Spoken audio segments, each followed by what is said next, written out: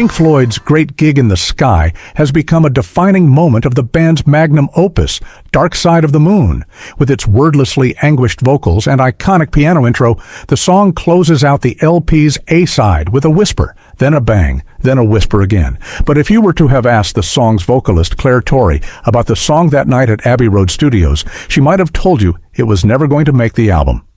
Around the time British psychedelic rock band Pink Floyd was recording what would become one of their most commercially successful and well-known albums, fellow UK musician Claire Torrey was looking for work as a studio background vocalist.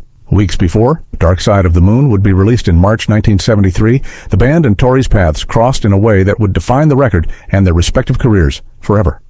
From an organ instrumental to a piano track overdubbed with NASA mission sound bites, Great Gig in the Sky took on multiple incarnations before reaching its final form. I pretend to be an instrument, and that gave me an avenue. Deep in the throes of mixing, Pink Floyd decided to make one last pass at what would become the Side A closer. Pink Floyd requested the studio contact a female background vocalist to sing over the instrumental. Abbey Road contacted Claire Torrey. Although scheduling conflicts threatened to prevent the now legendary session from ever taking place, Torrey eventually made her way into the studio on a Sunday evening in January 1973. In a 2005 interview with author John Harris, Torrey recalled receiving little musical direction from the band. Besides the album's general theme, life, death, and the in-between, the band gave Torrey no notes on what they wanted to hear. They did, however, have some notes on what they didn't want. With little instruction, Torrey fell back on the ooze, and oh, baby's typical of her past session work. Torrey told Harris the band immediately rejected the pop-centric vocals, saying, "If we wanted that, we'd have got Doris Troy." So, Torrey shifted gears. Rather than approaching the song like a singer, she pretended to be an actual instrument. It worked. Torrey performed 2 more takes of her vocalization, though she stopped halfway through the 3rd take for fear that she was becoming repetitive.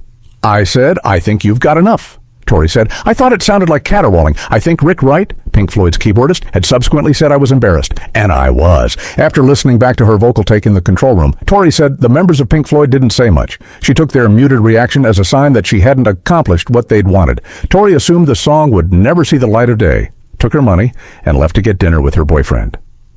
In the 2003 documentary, Classic Albums, Making of the Dark Side of the Moon, Torrey said she learned about Great Gig in the Sky like everyone else. She walked into the shop and bought it. While walking past a local record shop, Torrey stopped to look at a massive window display advertising Pink Floyd's latest release. Curious as to whether Dark Side of the Moon was the album Torrey had sung on, she walked inside and opened the LP's sleeve. Sure enough, the record's credits listed her as the vocalist of track 5. Great Gig in the Sky. Torrey hadn't known the song had a title when she was working in the studio weeks earlier. She listened to the record at home and, although impressed by its final production, didn't think much of it afterward. Torrey ran into Parsons at a different session, where he informed Torrey of the album's incredible success in the States.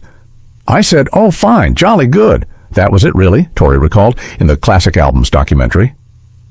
Torrey later sued Pink Floyd for songwriting royalties, considering her improvisational melody was the main feature of Great Gig in the Sky.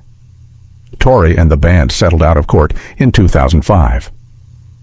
All subsequent editions of Dark Side of the Moon now credit Richard Wright and Claire Torrey as songwriters.